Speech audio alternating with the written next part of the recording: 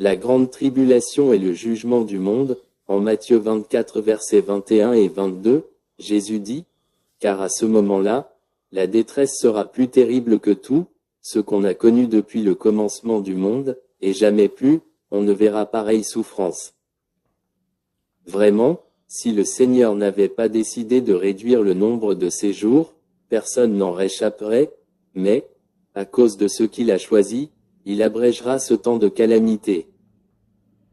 Il peut sembler étrange que le Sauveur du monde parle d'une grande tribulation, d'un temps de souffrance et de jugement. Cependant, Jésus est venu pour proclamer la vérité au monde en ce que son salut est lié à la colère de Dieu. Rejeter son salut, c'est recevoir sa colère.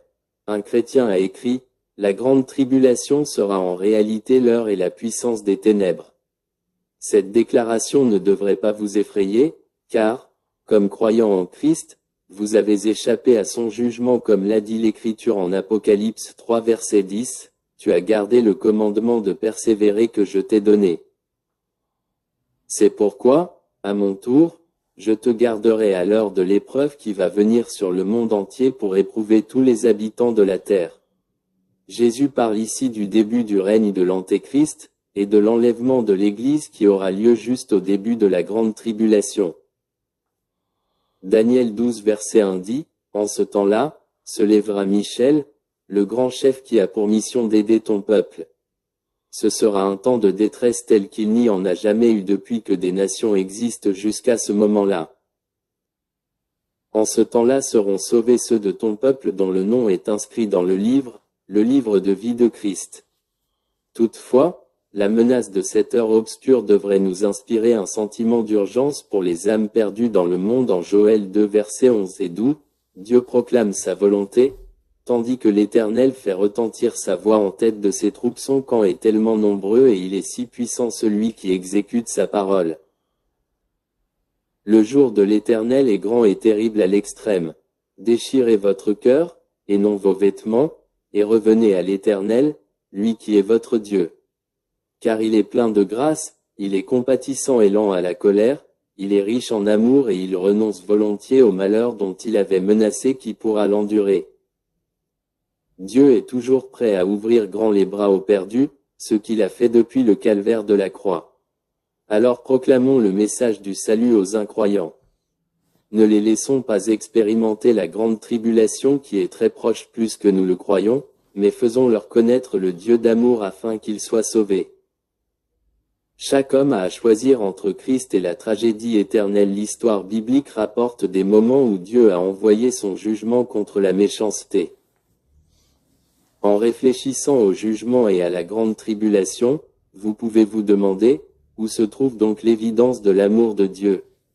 Or, Dieu est un Dieu d'amour, de bonté et de miséricorde, Éphésiens 2 verset 4, et il accorde le don du salut à tous ceux qui veulent le recevoir. Le Seigneur ne jugera pas le monde parce qu'il est en colère contre l'humanité, mais parce qu'il doit punir le péché, car ce que la loi était incapable de faire, parce que l'état de l'homme la rendait impuissant, Dieu l'a fait. Il a envoyé son propre Fils avec une nature semblable à celle des hommes pécheurs et, pour régler le problème du péché, il a exécuté sur cet homme la sanction qu'encourt le péché. Elle l'a fait pour que la juste exigence de la loi soit pleinement satisfaite en nous qui vivons, non plus à la manière de homme livré à lui-même, mais dans la dépendance de l'Esprit. Romains 8 versets 3 et 4. Elle a donné à tout être humain la liberté de le choisir ou de le rejeter. Deutéronome 30 verset 19. Et si quelqu'un persiste à rejeter Dieu, son cœur s'endurcira. Comme enfant de Dieu, vous pouvez également être coupable d'endurcir votre cœur envers Dieu. Si votre vie tourne autour de vos propres plans et que vous reconnaissez que vous avez mis Dieu à l'écart, revenez à lui maintenant. N'attendez pas que votre cœur devienne trop dur pour vous repentir. Si vous êtes sauvé par la grâce de Dieu, vous ne subirez pas sa colère. 1 Thessaloniciens 5 verset 9. Même au milieu des moments de déception, Dieu vous offre sa miséricorde et sa grâce en abondance. Alors, réjouissez-vous dans sa bénédiction, réjouissez-vous en tout temps de tout ce que le Seigneur est pour vous. Oui, je le répète, soyez dans la joie. Faites-vous connaître par votre amabilité envers tous les hommes. Le Seigneur est proche, ne vous mettez en souci pour rien, mais, en toute chose, exposez vos besoins à Dieu. Adressez-lui vos prières et vos requêtes, en lui disant aussi votre reconnaissance. Alors la paix de Dieu, qui surpasse tout ce qu'on peut concevoir, gardera votre cœur et votre pensée sous la protection de Jésus-Christ. Philippiens 4 versets 4 à 7. Amen.